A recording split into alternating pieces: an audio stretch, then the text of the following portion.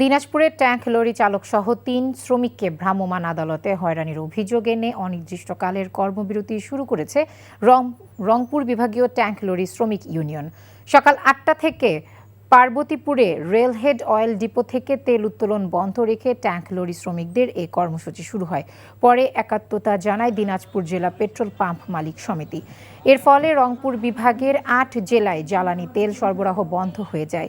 গতরাতে Parbatipur railhead oil depot থেকে জ্বালানি তেল নিয়ে নীলফামারী যাচ্ছিল একটি লরি। পথে নীলফামারীর রেলগেট এলাকায় গাড়িতে যান্ত্রিক ত্রুটি দেখা দেয়। সেখানে গাড়ি থামিয়ে চালক কৃষ্ণ ও তার সহকারী রিফাত মেরামতের কাজ করছিল। এ সময় ভ্রাম্যমাণ আদালতের একটি টিম এই পথ দিয়ে যাওয়ার সময় তেলবাহী লরি দাঁড়িয়ে থাকতে দেখে অভিযান পরিচালনা করেন। এ সময় লরির ক্যাবিনে 2টি জারে 10 লিটার পেট্রোল ও 3 লিটার ডিজেল পান।